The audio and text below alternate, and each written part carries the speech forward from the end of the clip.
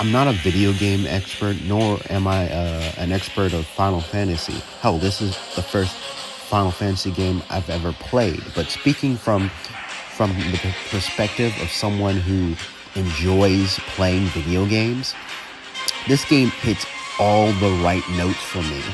I know Square's decision to switch the gameplay from a classical turn-based format, which a lot of early FF games, including the original FF7 game, used, to a more real-time action-based combat, definitely rubbed some OG fans the wrong way.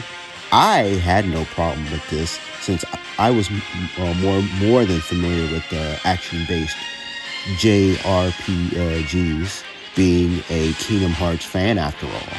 So I was glad that they chose this route. I've played turn-based games before, but I personally feel more comfortable with this style of gaming and get more excitement from it. Some people were worried that there would be nothing to offer but button mashing, but trust me, this game forces you to think your way through a lot of your fights, especially the really hard ones. I found myself strategizing on how to fight with each playable character, which material to use, and which character in my party to equip a certain material with. Cloud and Tifa are useful for close range attacks, while Barret and Aerith are good for long range attacks. Aerith was the healer.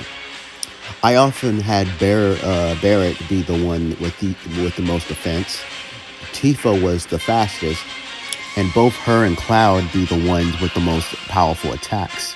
Similar to KH3, you can always upgrade your weapons so that you don't have to be forced to throw away your favorite weapon in favor for a new weapon with higher stats.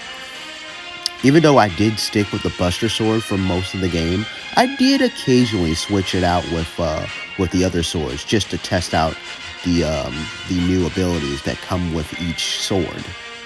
One of my favorites being the Hard Edge sword. I enjoyed using the summons like Shiva and Leviathan. But what's even cooler is the fact that you get to battle them as well. I had a lot of fun with a lot of the boss fights. Probably the hardest one for me to beat was the Hell House. And of course, performing a limit break like Cloud's Cross Slash or Tifa's Somersault was always satisfying, especially if they're what ends the boss fight.